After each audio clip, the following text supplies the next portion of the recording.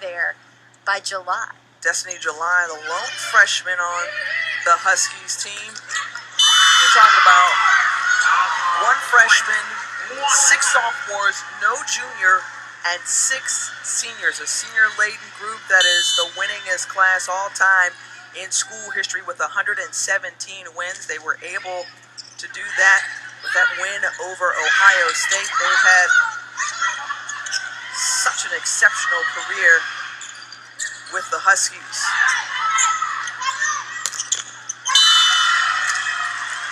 And we're in the right side, that right pin, and Chrissy Jones.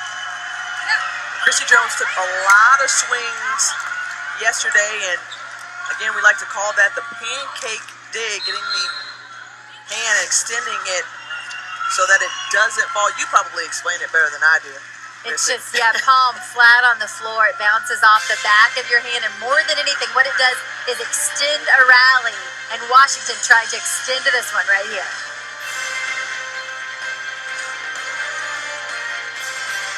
With the first set, 25-17, but in this one, it's been back and forth, much like it was early to start the first set.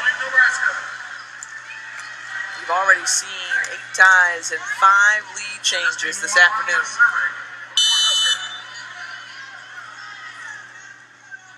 Justine Wong-Garantes back on the serve. The junior was a part of the first ever Big Ten foreign tour team that traveled to Europe this summer. Great experience, and she just mishandles that one. Chrissy Jones evens it up at 16 all. Always firepower on the right antenna for Washington in that 6-2 situation. They do what they do it well, and they do it full time. There's never time that a blocker or someone in the back row playing defense can take a rotation off against this Washington team. Katie Ralston has the same number of kills that you see there on her jersey, and that's 6. It's Cassie Strickland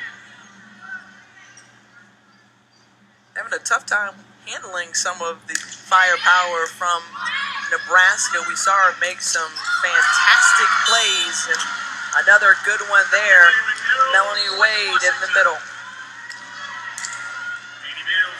Albright tried to play that one just above her head, but Wade put in some pace on that one as it was on top of Albright before she could prepare. Katie Beals has been a fixture in the lineup for Washington. She was there on the serve, and Walson strikes it back over. And that one out of bounds for Washington. So coming up today, we've got, you're talking about some heavy hitters, USC and Kansas. That's the last match. Coming up next, though, you'll see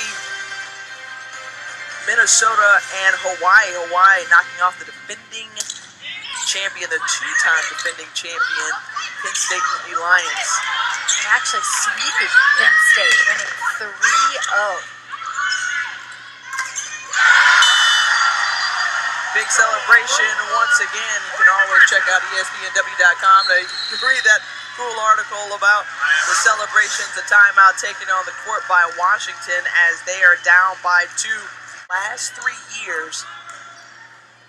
But they are feeling good about going to Omaha. Have not advanced out of a regional final since 2008. So they are really trying to break through. And you feel like they've got the talent this year, that's for sure.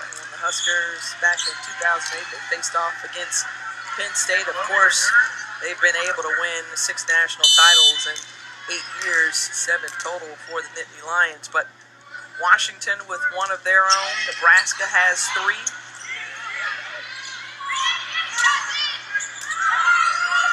Notice there how high that pass was off of Strickland's arms to the setter. To hang it up there, they say they want to give their setters time.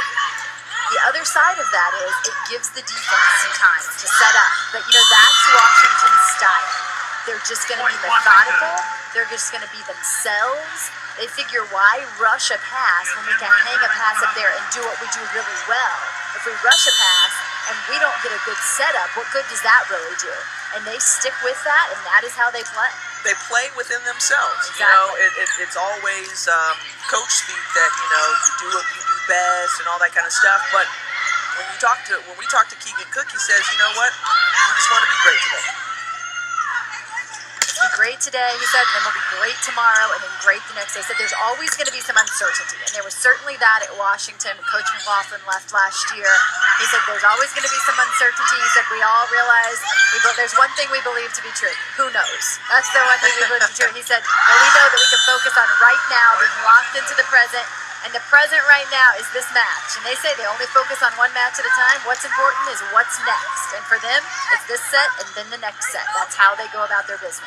They take a 20-19 lead, and for Coach Keegan, this is their first lead since it was 7-6 here in the second set.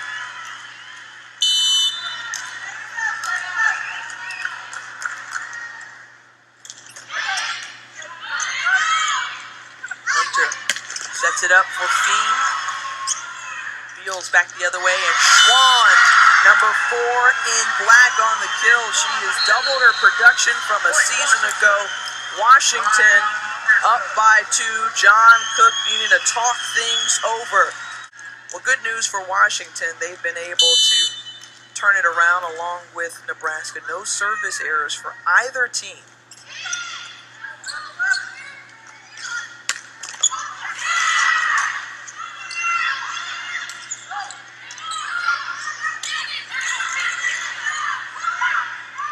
Schwann once again.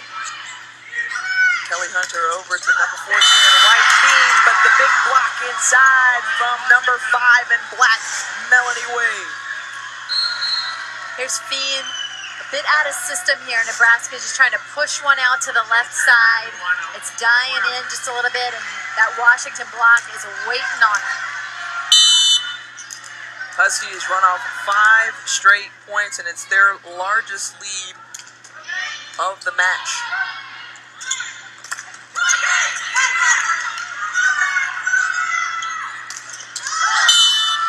Just out of bounds, so we'll see if Nebraska can answer with a run of their own to close out this second set before they head into the intermission. You know they would feel so much more comfortable, or a little bit more comfortable at least, going into the locker room up 2-0.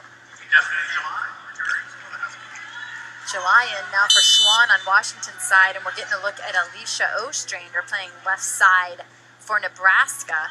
She is 10 in white on the floor now, a senior outside who's replaced Fiend. That bounces off of July. She just couldn't get out of the way in time. Courtney Schwann returns as each team has 15 substitutions per set. Coach Keegan Cook taking advantage of that.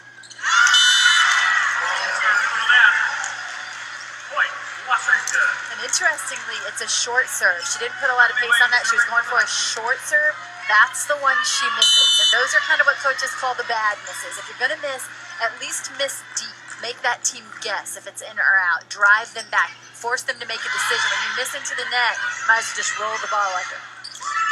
Ostrander pushes it over, the free ball. Now Beals gives it back to Sebelden, and that one is saved, pushed over, and that falls just out of bounds. But oh, that looked really, really close. I thought that was inside. Set point, and let's take a look at that again, Missy. Oh. Just out. Was out. From our angle. Call. Yeah, you can understand the reaction in the stands, because from our angle, you're thinking that was in, but the line judge all over it. A great call there.